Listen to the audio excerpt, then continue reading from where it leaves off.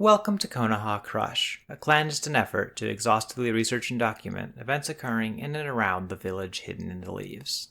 I'm Luca. I'm Ginger. Hey, hello, welcome back to Konoha Crush. It has been a little Probably, bit since we recorded an episode of this podcast. it has been probably 100 years. Probably not that long. It's been 100 years. It's been 100 years, and just about everybody who used to listen to the show is dead. So we're hoping that,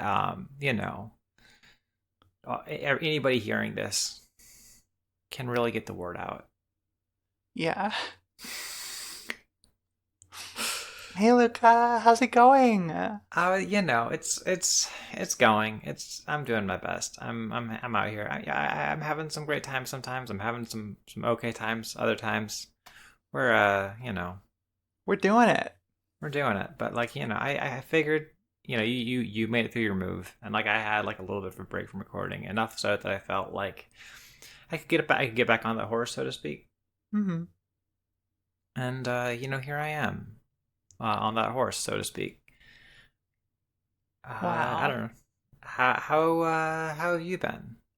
Good. Like you said, I finished up my move. I'm now recording from the new place. Yeah, you have your own room and everything. Yeah, I have my own room and everything. Still a lot of work to be done. We still have a lot of wallpaper to tear down and rooms to paint, including mine. But Mm-hmm. we're making it. We're doing it. Yeah, Um, you can record the podcast, and that's the important part. yeah, I can record the podcast. That's the important part. The acoustics in here are still a little bit rough. I would like to put some foam up, but that's gonna be an after we paint thing. Mm-hmm. So, please bear with me if there's a little bit of a echoey resonance to my voice for the next few recordings. Mm-hmm. I bet that our listeners will probably not give that much of a shit. Yeah, but I can hear it and it bothers me. Okay. All right. I'm just saying, right? We were talking about this just before we hit record. You put so much effort into making sure you sound right. And I just put the microphone in front of my face and I stand here and I start talking. And that's my whole process, right? So if they Right. don't have a problem with me, the odds of them having a problem with you who put so much care into this are basically minimal. Okay, but the problem is that you still end up sounding better than me. That can't possibly be true. Okay, well, shut up. But I don't know. So how have you been? Have you been up to anything that you want to talk about? oh You ever been watching god. any anime? I know you downloaded a bunch of light novels and stuff during the Yeah. move. Did you read any of those? Yeah, I downloaded a bunch of light novels to read while I didn't have internet yet at the new house. I didn't read any of them. Hmm. Did you So, finish what was it, Nona the Ninth that you're still in the middle of? yeah, I did end up finishing Nona the Ninth. Okay, well, hey, that's something. Yeah, it's something. It's a good one. It's a good one. Fucking That's pretty cool. Maybe I'll check it out sometime. yeah, yeah. I mean, Nona is a really really fun character to be in the head of, and just it's a good story. It's a good book. Hmm. It's Yeah. it's the next one from the previous two, and if you like those, you'll like this one. I don't know. I don't know what to tell you. Okay. What if I kind of liked one all right, and then most of the other one, but had it felt kind of losing me at the end? Okay. Yeah. How would you say in that circumstance? Um, I think you will like most of this one, but it might lose you a little at the end.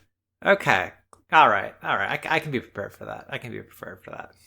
It is about Nona hanging out with her little fake hideaway ex necromancer family on this refugee planet, right? And it's just about this this character, this person, this personality, this intelligence that started existing in this body a few months ago and still isn't quite all the way adjusted to being a person. Classic. We've all been there. Like literally, we've all been there. Um, just like having a good time going to school where she's like a teacher's aide, and like you get a lot of like fun little interaction with all the like little gang of refugee kids, and like the book does like a really good job of like having characters talk about things like around Nona, about things that are like going way over her head, but like have implications that you are picking up on. It's a good one. All right. And like that's about as far as I want to get into it without like, talking about it more spoilery. Have you been up to anything? I've been up to a few things. I've been reading a fuckload of X-Men comics. Ooh. Yeah, I like years and years ago. I think it was in like 2016 or something. I made the choice. I was like, I'm going to read every X-Men comic ever, and I've slowly been picking away at that for like I guess near like 7 years now, right? And I still haven't read every X-Men comic ever, and I'm still like in the middle of the 80s. But every once in a while I get like a burst of like energy, and I read like a few hundred at once, and that really gets me somewhere. I'm Yeah, that's fun. Yeah, I mean that's been pretty fun. I'm like at this point where like it really becomes apparent that the X-Men are like the like the biggest thing, because there's all this like constant push for like, oh, there's going to be more books. These books are going to like cross over more, right? Like there's like the yearly events that they have where like everything like kind of ties back around together, right? And there's like occasionally there's like this growing sense of like friction with like differing like editorial and creative visions, but like I'm at a point where that's still like pretty interesting, and where like the people in charge of those various crossovers are like generally people whose like work I'm enjoying, right? Like it's a lot of like Claremont, it's a lot of like Louise Simonson, which I don't know if that means anything to anybody listening to this podcast, but when they're working together, there's like some missteps, but on the whole, it's like it's like a fun high octane soap opera where people punch each other a lot, Yeah. And that's like what you want when you sit down for the X-Men, I think. Oh, absolutely. All right. Well, before we get into it, do you have anything else you want to talk about, or? Oh, yeah. I guess the other thing I've been doing is I've been like gradually getting my way back into like Trails of Cold Steel 4. I talked like you talked about how like you had all of these plans for like things you do without internet. And for me, Cold Steel 4 was going to be one of those where I like tried to like really sink into my teeth into it. Like around when it came out, I was like moving like a few days, like a few weeks later, right? Yeah. And I was like, okay, yeah, I'll just like try to play as much of that as I can during that time. And then it turns out that we didn't actually go very long without having internet, so I didn't play much of that game. And Oh. I've been very slowly like picking it up once every few months, and then like putting it back down again. But I feel like I'm gonna like actually try and like power through the rest of it now.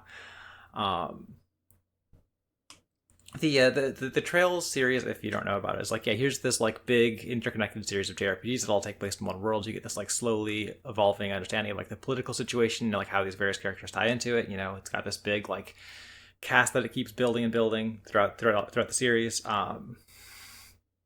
And like Cold Steel 4 is like kind of like angling to be a finale for like a lot of the threads that had like built like been built up to that point.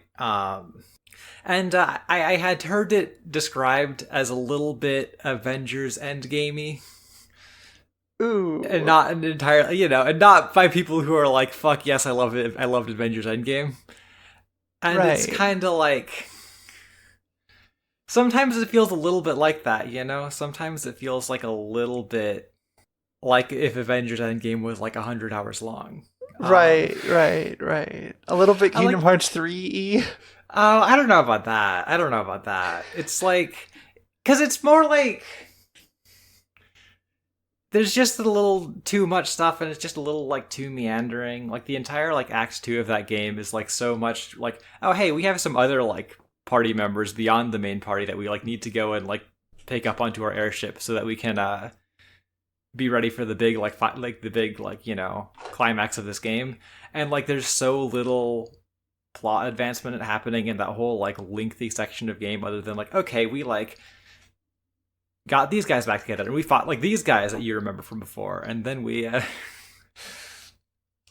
then we went to a different place and we did that all over again, right? And there's like cool stuff happening like peripherally, right? Where like, I mean, there's like this like one of the things people talk about a lot with those games is like, oh yeah, there's like all of these like named NPCs who are like not necessarily important, but all have their own individual things going on. They're like own little storylines that like, you know, progress over the course of the game, like often without your involvement. And you can just keep checking back in on them, and like that often ties back into like the political situation of the world, and like, you know, where things are at that point in this game is there's this big like military draft that like people are getting like pulled into, and you have all these people with like, all these different like complicated feelings about it. You know, you've got like all the fucking jingoistic weirdos like being like hyped to go off and die for their country. You've got all the people who are like, you know, feeling less good about it.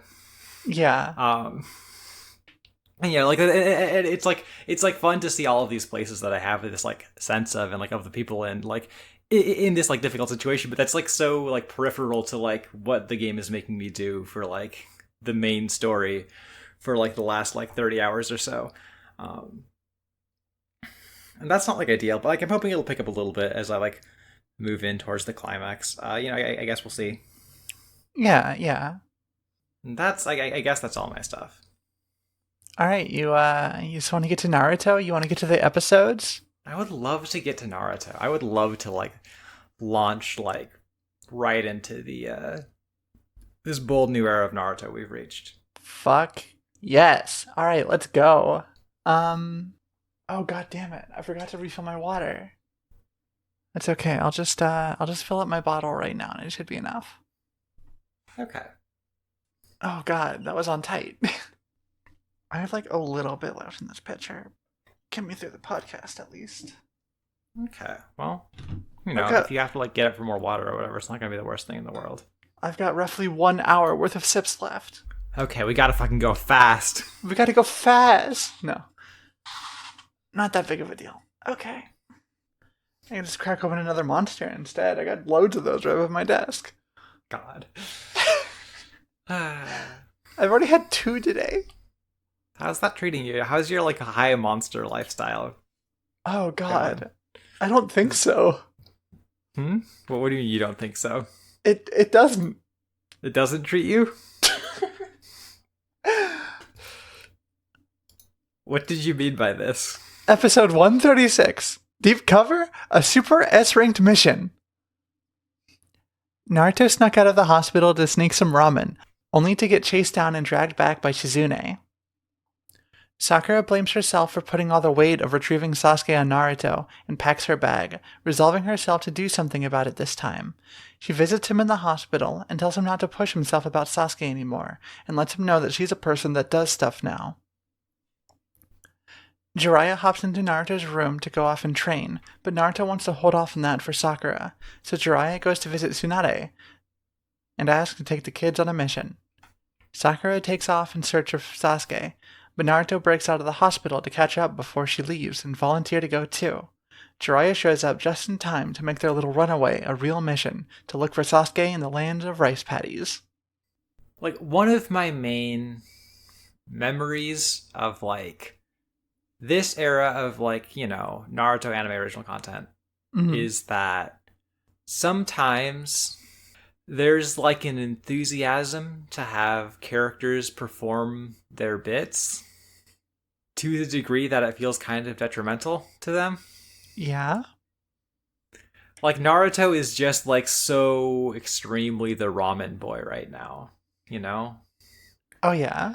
Like, he's like breaking out of the hospital to, like, get more ramen, and then he's like, they have to, like, drag him back to the hospital in, like, ropes, which, like, bad for your patient, probably. If he can't be running around, you probably don't want to, like, tie him up and drag him across the ground. Yeah, that's bad for a healthy person.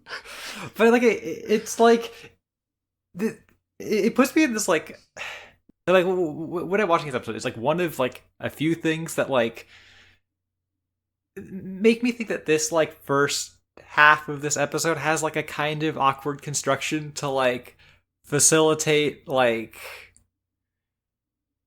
Naruto and Jiraiya immediately backing off from the like, okay, we need to go train for like 2.5 years thing. Mm-hmm. Um, right, and so like Naruto's like hospitalization here is like both this like weird afterthought and also this thing that like needs to be like, you know, he needs to still be in the hospital so that he can't have left with Jiraiya yet so that the plot can start. But also like he's it's not something that like I don't know, right? Like there's no real evidence of like anything being wrong with Naruto because like later tonight he like breaks out of these ropes to like go rush after Sakura.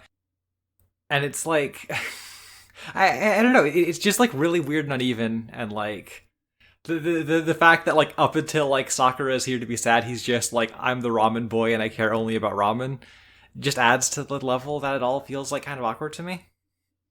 Yeah. Yeah, no, totally, totally. Like, a lot of anime do this thing where, like, in like the first couple episodes, to like establish a character, they have them like overperform the bits. Mm-hmm. Like, have you noticed that? Yeah, for sure. Yeah, yeah, and it feels like this is doing that, but it's like the middle of the show because, Right, like we know who Naruto is. right. Like, if this is someone's first episode of Naruto, like, it shouldn't be, and also sorry. Uh-huh. Like speaking of overperforming the bits, but like in a different way. Right, like we have like the first like starts of the episode where it's like, ah, here's Naruto's like silly, funny comedy times, and then we cut to Sakura. It's like the immediate like fucking whiplash into like Sakura is so sad right now, and the somber music is playing, and she's like standing on a bridge and like staring off into the distance, and she's just really going through it. She's like having a rough time, and it's just this like ping ponging of the tone between like Naruto is up in like a silly situation where they're like tying him to the bed in the hospital and like spoon feeding him so he doesn't try to break out again. And like Sakura is so sad, you guys. You need to understand. She's like really having a bad time right now. She's really having a bad time. She thinks the reason Naruto is hurt right now is all her fault, and also Sasuke is still gone. Yeah, and like maybe that's her fault too somehow. I don't know, but she's got to do something about it, right? Um, in our previous episode, I talked about how like I talked about how like they wound up like cutting out a lot of the Sakura stuff from like episode 135 to like sort of sprinkle it throughout this arc and like maybe give her like own resolve to like try and do something, like maybe a little more weight, maybe like be part of a story where she does something. And again, it's like too soon for us to say like if they're gonna have like Sakura get like a cool fight or like have like a moment that feels like anything, because we're like halfway through this arc right now. Mm-hmm. um But I will say, so far, not looking great. right, I mean like this like establishing like the emotional like stakes of this for Sakura like is immediately just like a series of bad signs as she like goes into Naruto's hospital room and she's like, no, it's okay, Naruto, I'm gonna be like strong and like self-reliant now. I'm not gonna just like lean on like you and Sasuke anymore. I can't do that. I have to do this like on my own. But like rather than being played as this moment of like, oh, she's like come to a conclusion, it's like she says this and then the camera like repeatedly cuts to her face as she's like like frowning a little bit and like ominous sad like sound cues are playing. Mm-hmm. It's like, okay, I see. So maybe she should want this, or she's like wanting this the wrong way arbitrarily. I guess she's gonna like try and like leave the village about it, right? But Yeah.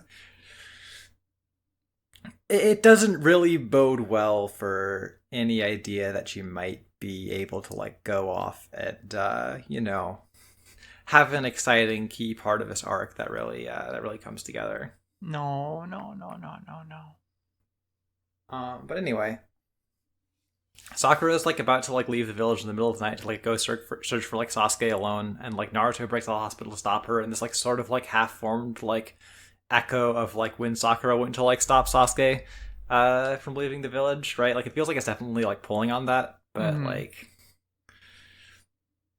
I don't know if it's like necessary to like any real end, right? Like I guess it's like, oh, this time like Naruto's here and he's gonna like go with Sakura, and they're like, it's like is this supposed to be like establishing like a bond and like a potential compatibility between like Naruto and Sakura that will never go anywhere? we just don't know. We just don't know. There's But really no way to tell. there's really no way to tell. But yeah, and then Jiraiya shows up, and it turns out the thing he was doing was getting a mission from Tsunade for Sakura and Naruto and himself to go and look for Sasuke. Right, like he shows up, he's like, hey, you guys can't fucking leave the village without permission or else you'll go to jail instantly. You will, like, be declared, like, a fucking enemy of this state immediately if you, like, step outside of the village borders without, like, expressly, like, you know, informing your boss, like, what you're doing and, like, where you're going and getting permission for it.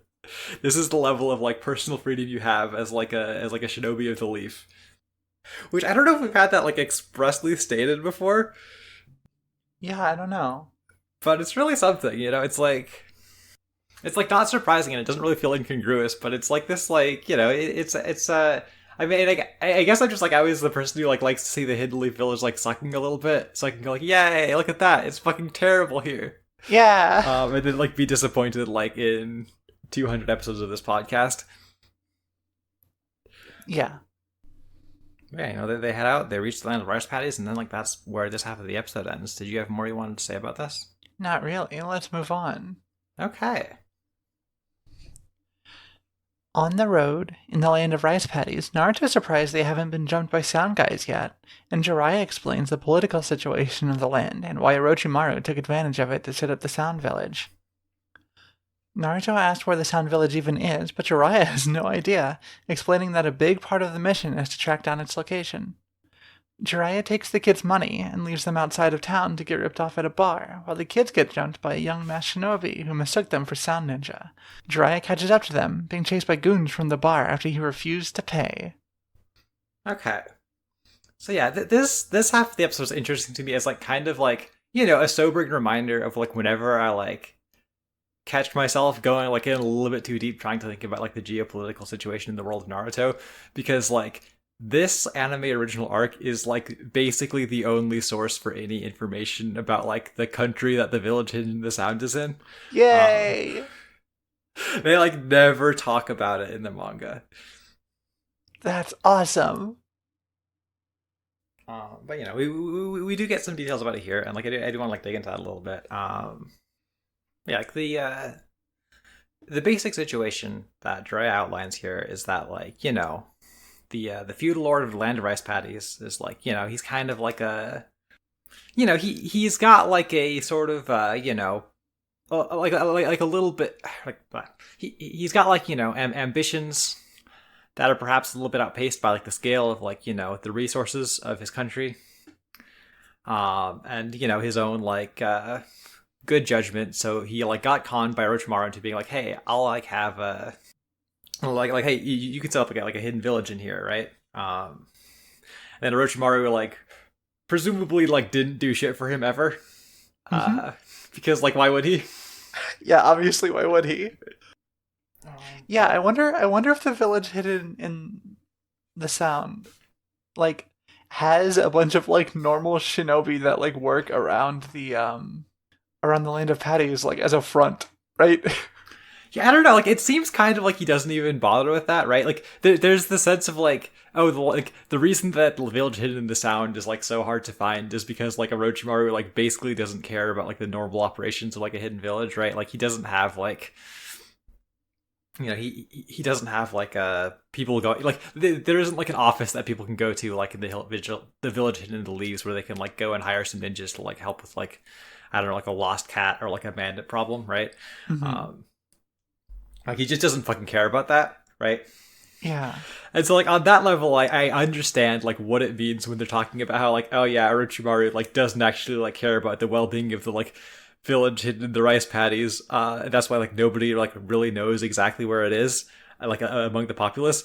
But also, it's, like, very funny that everybody's really like, damn, Orochimaru's, like, such a fucking, like, shitty ninja, like, because nobody knows where his, like, secret base is. Yeah. Yeah. Like, I'm definitely also, like, pretty interested in, like, the ways that, like, the ways that this arc, like, frames, like, people having, like, a problem here, right? Like, when Jiraiya's talking about it, like, it's very obvious that a lot of his problem is, like, hey, this is Orochimaru, and we fucking hate that guy. You know, that's my ex or whatever. Yeah. Uh, but, but God, but like I do have to wonder a little bit about like the way the like completely off screen, as far as I know, like feudal lord of the like the land of the rice paddies is like portrayed as like being kind of a fool for like wanting his own hidden village, and again, is that being like this very like greedy, overreaching thing, right? Um, because on the one hand, like yeah, I feel like probably not the play to be like this like aggressive, overreaching, like expansionist state, like generally speaking, right? Um, But also the people talking about him like that are from the Leaf Village, right? Like, Right, like I mean, like I feel like geopolitically, right? There's definitely this like, hey, if you don't have like a ninja village or like something else like very specific, like there's like a country out there that's like a samurai army, um, like if you don't have like something like that, like you're kind of like a sitting duck on the global stage, right? Because like yeah, right. Like you're basically a sitting duck. Like you like if you don't have your own, then you belong to one that does, right? Like, yeah, right, like that is definitely the sense I get like about this stuff so far. Um, so like it's like interesting to try and untangle like Jiraiya's position, like what he's like studying about this from like the broader situation in this world, and like yeah. and like there's also like another like kind of interesting bend to it too when we find out about the Fuma clan later, right? But like we should probably Mhm. wait to talk about that. Yeah, that's definitely something I want to like circle back around to. Yeah. Okay. Okay. But yeah, I mean we get that bit of exposition, and then like having delivered the relevant information, like we talked a little bit about how Naruto suffers from like kind of overplaying his bits. Jiraiya gets like fucking steamrolled by it here. Yeah. Yeah. Like to a point where it kind of like I feel like I don't know why the scene goes down the way that it does, right? Like, because there's a bit where he's going off into town to like go and like gather information or whatever, right? I did like air quotes, but you can't see that because this is an audio medium. Mm. Um, and like Naruto is extremely skeptical about this because of the time where he spent like a month in a single town with Jiraiya, and then meanwhile, like at the end of that month, Orochimaru like walked in a straight line towards the exact person Jiraiya was trying to find. Um, Yeah.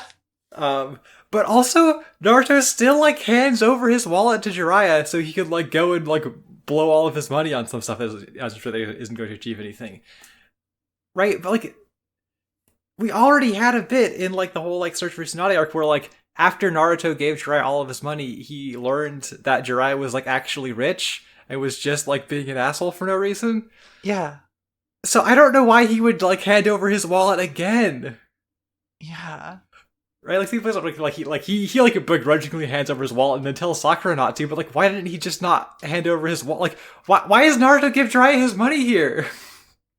Like, I could see it being like a kind of funny bit if like Naruto's like, no, I'm not giving you my fucking money, and then Sakura is like, she doesn't really know how Jiraiya operates, so she's like, trying to be like, she's trying to be like professional in front of the Sanin because she knows Naruto isn't gonna do it, right? Like that could be something, but like, I don't know why Naruto gives Jiraiya money again.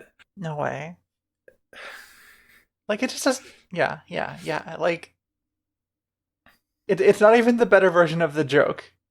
Mm-hmm. But you gotta reestablish all the You bits. gotta reestablish all the bits. I'm just saying, like, there's a better way to do it. There's a better way to do it that isn't like Yeah. it doesn't give me this reaction, Absolutely.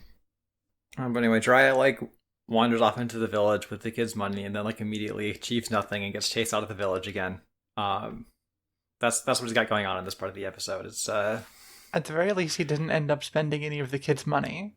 yeah. It also seems like he doesn't give it back to them though, right? Fair. Because like in the next episode, when he's like about to go do his like information gathering thing again, he's like, they're like, yeah, we don't have any more money. You took it all already. Oh yeah. Yeah. So like, what the fuck? But yeah, Jiraiya is basically just being like the most like joke version of himself, and like again, like he's not beating the bad at info gathering allegations here. No. Naruto and Sakura are like waiting outside of the town. Naruto's like grumpy about it. He has this truly like wretched line about how Jiraiya is just going to go and sow his oats, without harvesting anything, um, which I didn't like to read. Oh, I don't like that one. No. Hey, I have a controversial take about Jiraiya. Hmm. Jiraiya has never had sex. I agree. Okay, good. I don't think anyone's let him. I wouldn't. No. Well, Hmm. there's a there's a price, but I'm not going to get into Okay. it. Right. Yeah, Naruto, but like, as they're waiting around, they encounter the like mystery new friend who like throws some knives at them. Um, she doesn't like have a lot to say. Uh, this time they just like do a little bit of like an action sequence where like they throw knives at each other, and then like she runs off, right? And she like Yeah. I think she says something about how like she thinks of like the Sound Village people or whatever. Yeah, well, she doesn't actually say anything. Okay, right. She like she jumps them, and then Naruto's just like, "Oh my god, do you think it's one of Orochimaru's guys?" Oh, right. And then she's like, "Oh shit, these guys aren't with Orochimaru," and then smoke bombs. Mm-hmm. Right, like the main thing I like like my main experience with, like this character in this part of the episode is like I was just watching it's like, oh yeah, this is like the new anime girl for this arc who's showing up, and I was like just kind of completely blindsided by them doing the like, oh, they're assuming this character is a boy thing. Uh-huh. um Despite how exactly like a girl she looks. but like it's like one of those things where it's like she doesn't even have like the signifiers of like an anime girl like disguising herself as like an anime boy or whatever, right? Like it's not like it's just like here's just like a character in a mask, right? And like I was just kind of like it's this weird like there's this like level of like gender going on here, but like not in an interesting way. There's just like they just put some gender in here, right? Like this character just has like this like this character. It's like this character has gender. It's just that like there's like this weird gender being read onto her that like doesn't scan to the audience, or at least not to me. Yeah. I it just like it like really took me out of it, right? I don't know. I'm like struggling to like put it into words more precisely than that, but it's like This little arc has some gender. I guess it's like I guess occasionally there's some gender in this one, but like don't get your hopes up. No, it's not. None of it's good. I don't know. Do you have anything else to say about this episode? I feel like I kind of like meandered around this one, but No, not really. Let's just move on. okay. Episode 137, A Town of Outlaws, The Shadow of the Fuma Clan. Jiraiya takes the kids to a new place for him to be a creep at and tells them to find something to eat and wait at the temple on the outskirts of town. Sakura is starting to have doubts about Sasuke, and they run into the masked kid from before being chased down by some goons. A big scissors guy, a spiders in a sack man, and an in the dirt person. All who seem to be working for Orochimaru. Jiraiya bribes some girls for info on the Sound Village, and gets lured into the world's most obvious trap. Jiraiya's goons introduce themselves as a ninja clan that has been forced to live a life of crime due to circumstances, and invite Jiraiya to work for them. Jiraiya calls them bitches, and the big chopper leader guy gets raw Sengoned. He's super impressed by the technique and has Jiraiya introduce himself. And by the time Jiraiya says his name, all the goons have dropped to the floor to beg forgiveness. Jiraiya lets it slide for some info on the Sound Village. Right. So Jiraiya still not beating the bad at gathering information allegations this time. Nope. No, like again, he's like, I feel like they gave him like a little bit better bits this time, mostly in the sense that I think like Hochi Otsuka is like fun to listen to, and I think his like I'm like his extremely like not even trying to fake complain is like it's all right. But he's still just like at the end of the last episode, right? He gets chased out of that town, and he's like, "Hey, we can't fight these guys right now. We have to be like secretive about our like ninja arts, right? That we're like ninjas here on a mission, right? Like we have to be subtle about it." Yeah. And then he walks into this brothel and he's just like, "Hey, any of you bitches, here's a big wad of cash. Any of you bitches know where the Sound Village is? Anyone know anything about Orochimaru?" Yeah, I'm looking for Orochimaru and the Sound Village, and then like by the end of this half of the episode, he has like announced his name in public, and like again, like yeah, hey, I am Orochimaru's personal enemy, like. Like not like a neutral name to be tossing around in like Orochimaru territory. It's not impressive. It's not really like a great showing from him, I have to say. I think Jiraiya is kind of stupid. Right, like he sucks a little bit here, right? Yeah. Yeah. Maybe next week he'll have a better showing for us. But like, Maybe. meanwhile, like, Oh, hey, it's the mask girl again. yeah, like before that, I just think it's very funny that like at the start of this arc they're like, okay, yeah, this is going to be like big and important. We're like going in directly into Orochimaru's territory. We're going to try and find Sasuke, and like here, like a single like one more episode into the arc, Sakura is like just sitting here like using her inner monologue to like temper your expectations. Like, hey, okay, don't get your hopes up too high for Sasuke. He might not show up. He should not be here. It's okay. Everybody at home, like, try not to be too sad if Sasuke doesn't show up. She's like, I have a vague feeling that maybe Sasuke has already like left this place. So fucking funny. Yeah, but yeah, then the mask girl shows up. She's being chased by the new goons. These are not inspiring goons. No, these guys all suck. We just had like a spiders guy in the previous arc, and you've given us like a shittier spiders guy. My special ninja power is I have 100 spiders in this bag. Yeah, I mean, you've also got the guy whose special ninja power is having a big scissors on his arm that he like It's tied fails on to ever with hit rope. anybody with. It's tied on with rope. Yeah. This guy just got the biggest scissors he could find and tied it to his fucking arm. Yeah, that's all he has going on. And like, I get, getting a little bit ahead of ourselves, but like, that's all he's ever gonna have going on because he's fucking dead by the end of this week's episodes. Yeah.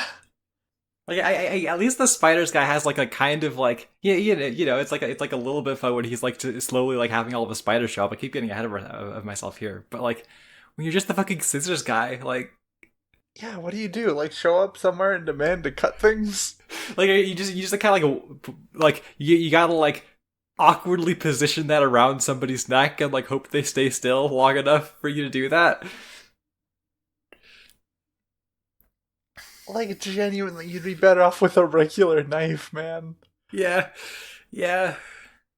Like, okay, I'm just gonna talk about his whole like the full effect, extent of his like scissors feats now because I'm just like fucking ragging on him and we might as well get it out of the way. Yeah. There's like the only time he ever hits somebody is there's like a scene in like the next episode where he like punches Sasame in the face, but like to no effect. Like other than just knocking her back a little bit, but like he does hit her with the scissors. It's just like he just kind of no sells it.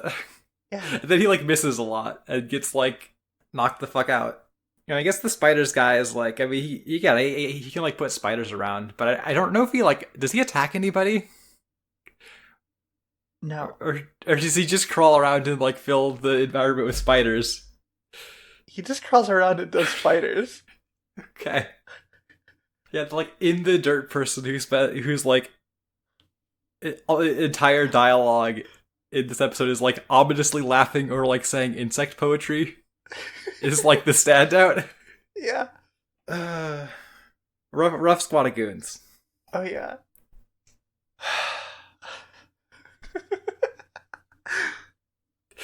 Oh god. They get the girl out of there. Meanwhile, Dry is back in the village, having walked into the most obvious trap. I'll give him the benefit of the doubt and like believe it was on purpose, right? Right, because if you're looking for information on somebody and you're like, hey, anybody have information on this person? And someone is like very suspiciously, yeah, I know. Follow me into this back alley. Unarmed. You're like, right. Yeah, okay. I bet I could take whatever guys are going to show up. Right. I mean, like that's presumably Jiraiya's like approach here, right? Like, yeah. He's fucking Jiraiya. Like, who gives a fuck about all the other guys? Yeah. But it's just like it's really only weird in the context of like in light of like him last episode being like, okay, we have to be like on the down low about how we're ninjas here, right? Like it's only weird because like the last episode ended with him like trying to avoid causing a scene. That he then in this episode like immediately causes the biggest scene that he can. I wonder what extent that was like a lie to the kids. Right? Well, like what if Jiraiya just didn't want to kill a bunch of those just like oh, these guys aren't ninjas. Yeah, they're not ninjas. They're just bodyguards after him for some shit he pulled, right? Like right. Like yeah, I guess like this one he's like, oh wow, you guys are ninjas, that's great. Now I can like hit one of you with the Rasengan instantly. Yeah, right? Like Probably he just doesn't want to be the guy that goes around causing trouble and then like killing all the non-shinobi who are like don't like it when someone just walks into an establishment, drinks a bunch, and leaves without paying, right? Like that is my like very generous take on the situation.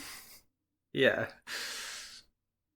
Which is like a thing I believe about Jiraiya, sure, right? Like I totally believe he can get in a situation where he's like, oh fuck, I can't afford this, I need to leave. Uh-huh. Without wanting to like, kill a bunch of guys that chase after him. Yeah, that makes sense. Like I mean, again, we still don't know if Naruto understands that the Rasengan can kill people, so like he might have just like murdered a bunch of those dudes. Yeah. And like this is anime original shit now. Sakura can do anything. Yeah, she could like. I mean, she hasn't done much yet, but like we've seen her ability to just like tear the mast off of a ship and hit guys with it. So like, yeah. Yeah. But yeah, Jiraiya's like talking to the Fuma clan guys, and they like start like outlining their position about how like they used to be like a prosperous ninja clan, right? Mm-hmm. But then Orochimaru like came in, and kind of like usurped their position, right? Like their specific objections to Orochimaru is like he came in and he was like Ninja Walmart, fucking driving their like local businesses out of. Yeah. No, but like I'm actually like really interested in the situation here. Like are there just like ninja clans like out in the ocean not like tied to a hidden village? I mean, because that was like the like status quo before like all the villages were founded, right? Yeah. And it's like I guess there are ones that are still doing that, like I guess especially in like the smaller nations, right? Yeah. But like it does make me like kind of question like. So presumably Orochimaru isn't doing much work for the feudal lord of the land of rice paddies, right? Yeah. And like presumably he's not doing much work for the average people here, right? Because they don't really seem to know where they would even go to get ask him pay him to do something. Yeah, right. So why aren't the local ninja clans still getting business? Right. I mean like there's some like further discussion about this like in the next half, right? But they don't really like when Sasame talks about like the situation with the Fuma clan. But like they don't like talk about any of like that information here, right? Right? Because she talks about how like before Orochimaru set up shop, like the feudal lord like ordered all of the ninja clans in the land of rice paddies to like go and attack like neighboring nations, and they like were overwhelmed and defeated and like. Yeah, they basically all lost a lot of standing because of like how many people they lost in like that like big stupid war they like did for no reason. Yeah, and like because of something we learn a little bit later, like these are presumably people who were just like got that order and were like, no, we're actually leaving the clan. Oh, maybe. Right, because she talks about this group of people that Jiraiya is encountering now as like defectors, right? Mm-hmm. Yeah, I guess we don't. I guess I like wasn't sure if that was like before or after the like event that they talk about, right? I'm just curious. Like I'm just very curious to see like these two like positions sort of like unified in some way, right? Like I'm I'm curious like what it means to them that like. Orochimaru sort of like took the position they thought they should have, like what they feel about like the like military conflict that decimated their clan that they don't say anything about here. Yeah, like I guess maybe they just weren't part of it, but it's hard to say. Like maybe we'll get more of that like next week, right? And it's like we're just too soon to try and like be building like complete conclusions about this right now. Yeah, that makes sense. Or maybe we won't hear anything else about it, right? Yeah, I mean, it could really go either way. Did you have anything else you want to say about this half of the episode? No, you ready to move on? I am ready to move on. Sakura and Naruto look over the masked ninja kid. Turns out she's a girl, so Sakura kicks Naruto out of the room while she dresses her wounds. When that's all done, she introduces herself as Sasame Fuma. She says that when Orochimaru set up shop, all the local ninja clans lost influence and fell to ruin. She explains how her cousin Arashi was recruited by the Sound, and nobody has heard from him since. Naruto promises to get Sasame's cousin back. Sakura notices lots of spiders have webbed up the whole fucking temple, so Naruto makes 100 clones, and the in the dirt person turns out to be kind of antlion themed and makes a huge sinkhole, antlion style. Okay, right. So like, we talked a little bit about the like gender confusion surrounding Sasame, right?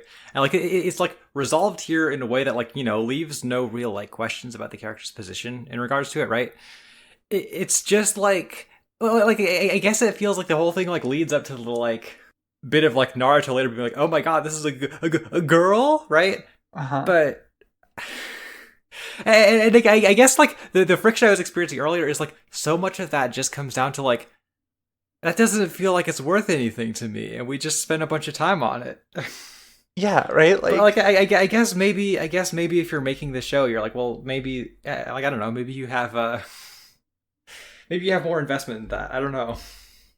Yeah. Like it's just a nothing beat. Yeah, it's like this. It's like this like added layer of like sort of complexity, but that doesn't really do anything, right? And I guess it like it leads to like funny Sakura punching Naruto down a flight of stairs, right? Yeah.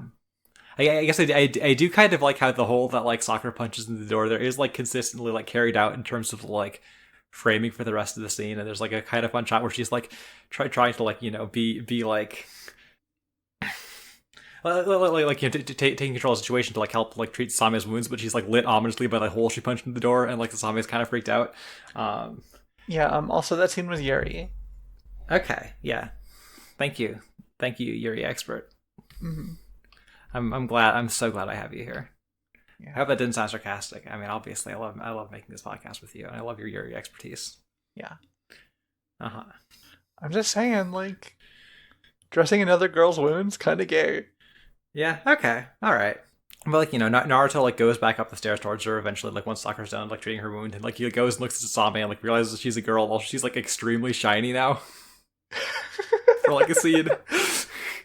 Yeah, I mean like Sasame talks about like the thing that we talked about with the like the like kind of pointless conflict that a lot of the ninja clans in this land were like like they lost a lot of like status and like people over. And she talks about how like her cousin like went to go get like went to go with Orochimaru as like some of her other like members of her clan, and she talks about how like a bunch of them like a bunch of the other clan members like split off to go become thieves or whatever, and they're all like traitors to the clan, and it does kind of make me wonder like who's left in the position that Sasame is it just her? Like, did some of the guys go to Orochimaru and she's like, I have a bad feeling about this, and everyone else like, hey, we're gonna go be thieves, and she's like, how dare you betray the clan? And now it's just like her wandering around the woods alone. Does she have like anybody else in her corner here right now? Like, is she the full extent of the Fuba clan by her definition in this moment? Oh my god, I hope so. Oh, that's really fun.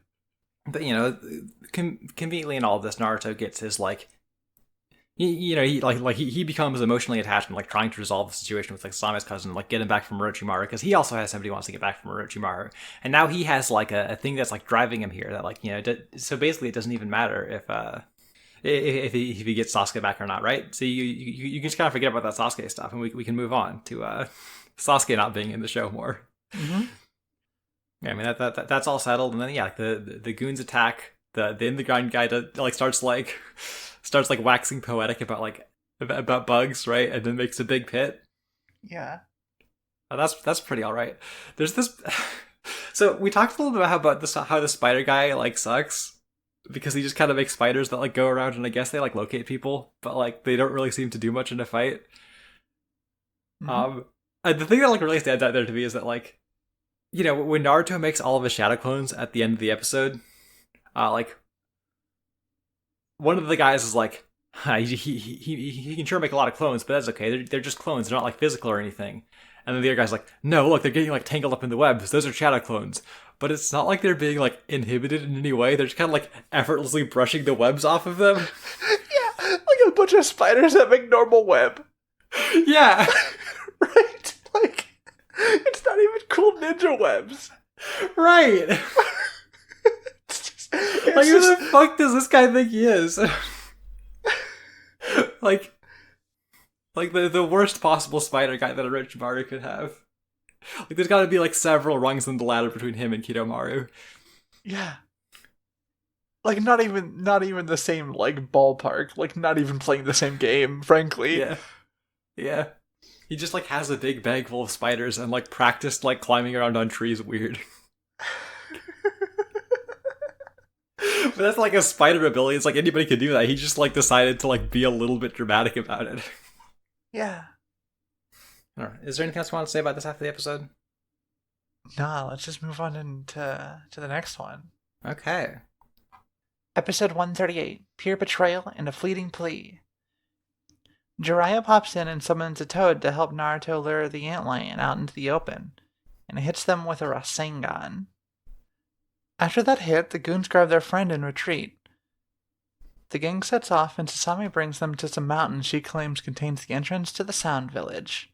Jiraiya has the team stop for a meal and Sasami goes to make tea, with sleep poison.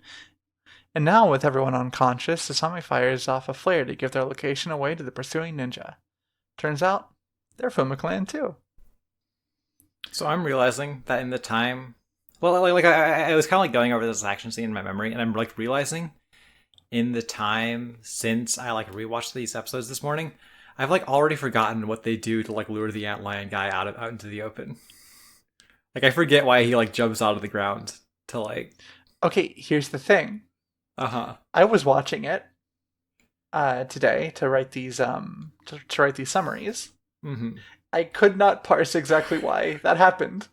Okay, so eventually the antlion guy just jumps out of the pit and then gets hit with the Rasengan. Yep. And then the situation. Okay, all right, okay. Because I'm like, okay, right. I remember like Naruto's like throwing his clones around and like Jiraiya's like pulling Naruto out of like danger with the like the toad tongue, and I'm like, and I was like, wait, what happens from there? What happens from there? And I maybe there's not an answer. Who knows? I'm like curious now. I might be curious enough to like go and fucking open that episode on my computer and like look at this. I'm already doing that. Okay. So Naruto like throws a shadow clone in there at the center of the pit to like try and punch him. Okay, and he dodges. And then yeah. Okay. I have to say, if this is your jutsu, I think you should want somebody charging directly towards you to punch you to be a thing that you're like you can be okay with. Like I think you like.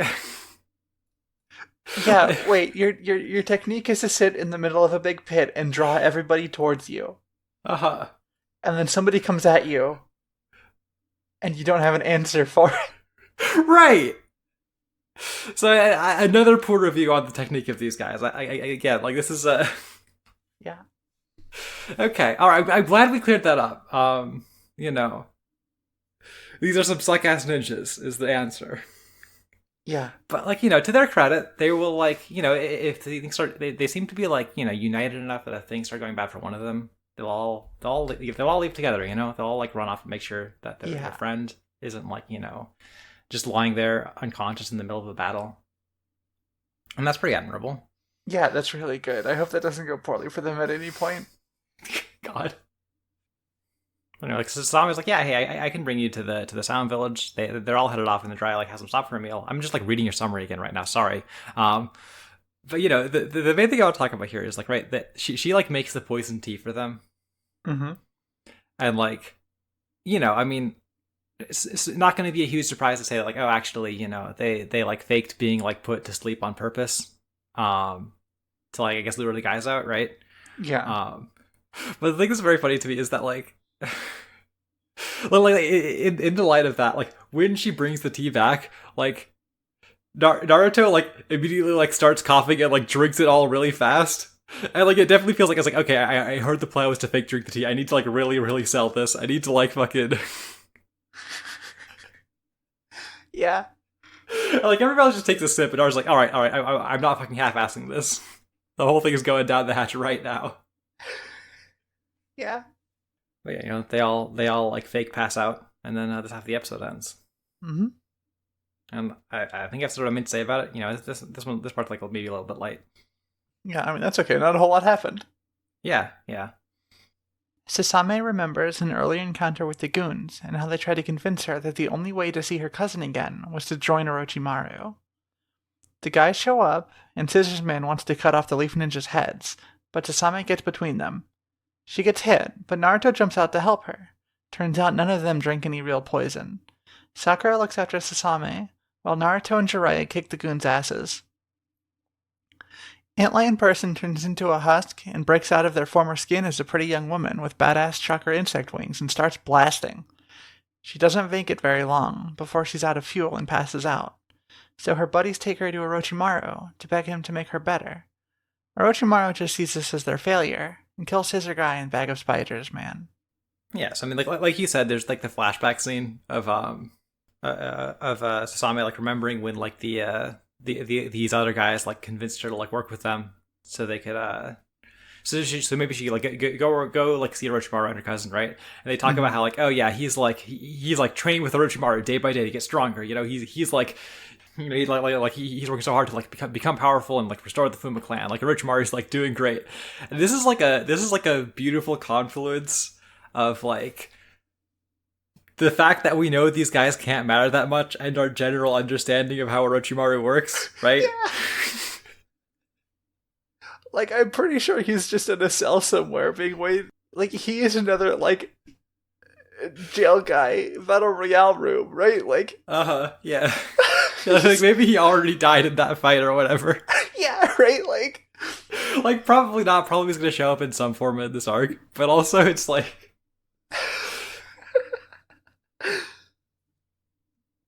you know, I just feel like the particulars of like, you know, the audience's understanding that like in an arc like this, you know, there's only like so much like staying power any of these characters can have. Like it just really aligns with like our general understanding of the situation in a way that I think is very funny. Yeah. Like genuinely, like not even just like, oh, this is like a weird distance thing. It's just like it's just beautiful to see a bunch of guys who you know aren't going to last longer than 6 episodes talk about how important they are to Orochimaru. Yeah. Oh my god. Because none of them fucking know what Orochimaru is doing. Like, the only thing they know about Orochimaru is what they have a direct hand in, so they all think they're the most important guy.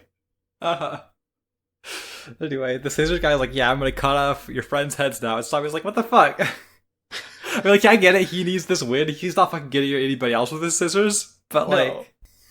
But, you know, they go to try and do that, and like, Sasami tries to stop them, and then Naruto comes in to rescue her, right? Yep. And it turns out everybody's fine. You know, they're gonna, like, protect Sasami from these guys. The scissors guy, like, tries to talk about, like, actually, Sasami fucking loves betraying you, and then, like, immediately we see a flashback about her being, like, extremely conflicted about this, which is, like, very funny to me. I was like... It's such a weird, like, construction of this show to, like have this villain, like, say something and, have the follow-up to that be, like, not be a scene that, like, instills doubt in the viewer's mind, but instead, like, immediately clears up any questions about, like, Sasame's, like, motivations that could ever exist. Yeah. Good show. Expertly crafted here this week. But these guys don't really last long. Like, again, like, I feel like I feel like this fight basically just boils down to, like, yeah, Jiraiya and Naruto hit, like, 2 of the guys, and they just crumple instantly. Yeah. Like, a spiders guy doesn't do shit, Jiraiya just walks up and punches him. And then Scissors guy makes one scissors attack that Naruto ducks, and then hits him with the Uzumaki Barrage, and, like, both down for the count. Right. And now it's time for Antlion Person's, like, new technique, you know? They're, like, their tooth form is but a cocoon for the powerful, like, insect girl within. Yeah.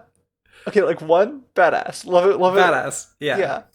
Love that for her. I mean, like, I don't really have much to say about it. It's just kind of a fun technique. It's kind of a fun technique, you know? I mean, like, it's like, you know... It's like enough of a look that I could feel like Aster activate a little bit in the back of my mind when I was watching these episodes. Yeah, I was thinking that might be a little bit Aster core. Yeah. The actual execution of it doesn't actually seem much better than the No. Like, I mean, like, you know, they like style off. It's like dry has to, like, summon like a toad esophagus to block it, right? Yeah. But, like, he does that, and that's like one hit, and then like she's immediately fucking down for the couch. She's like, "Oh, I'm too tired now. I have to leave. Yeah, yeah. I I mean, have to like teleport out of here with my bros right now." yeah, I mean, like, it would be really strong if someone with like a high chakra capacity was, Yeah, yeah, for sure, for did sure. did the turn into a badass fairy girl technique. Yeah, absolutely. Doesn't seem like it's her, but hey, maybe Orochimaru will like be happy to learn the turn into a badass fairy girl technique. I mean, who wouldn't Who would? teach it to me? Yeah, yeah. Honestly. It's just like they have like a they have like the visual like, oh yeah, this character this character shape is actually just a cocoon for like the character within, and there's just it's stunning how little they do with that, like how little gas that action scene has in it right from there. It's just Yeah. like I'm not supposed to feel like obviously I'm not supposed to feel like these guys are like a big deal, like these aren't going to be like the biggest threat that like these characters have faced, but I'm like, was I supposed to think that they sucked this bad? I at least Scissors Guy and Bagman. Right? Yeah. Because they just get unceremoniously murdered at the end of the episode, right? Yeah, after like all extremely losing every fight they've ever been in. Yeah. Yeah. Yeah, and like I could be misremembering, but I'm pretty sure Fairy Girl is like in it a little bit more. Yeah, I believe that's the case. Okay. So I guess we'll see. I guess we'll see if she pulls us back around. But not promising. But you know what is great? Is we got to see Orochimaru again at the end of this episode. It's just always a fucking delight. Yeah, like okay, imagine you're Orochimaru and some guys show up.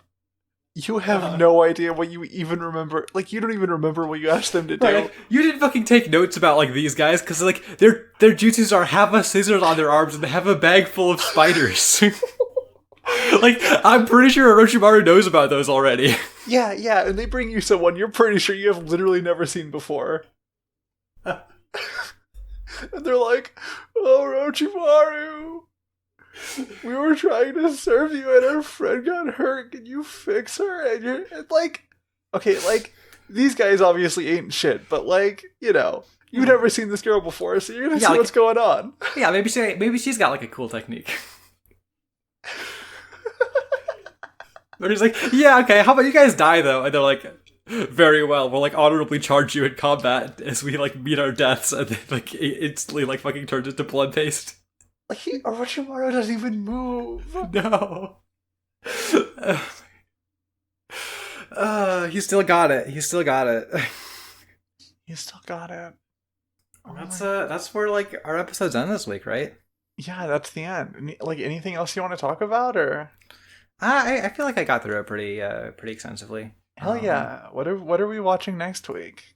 Next week we are watching episodes 139, 140, and 141 of Naruto.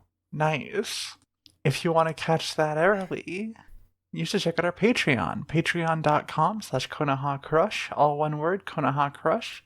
For just $3 a month, you get episodes up to a week early. And for $5, you get access to our bonus show, Narukai Uzumaki, where we talk about like isekai and isekai adjacent stuff.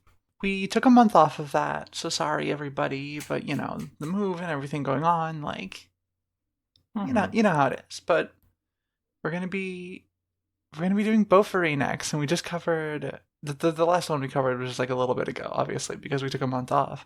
But it was Sword Art Online Alternative Gun Gale Online, and it was a really good show. So Yeah, like we will have the polls like going again for future shows, right? It's just like right now we were in this position of like, like with the move and everything, it's like we kind of wanted like the opportunity to just like pick a show that wouldn't be like a huge ordeal to cover.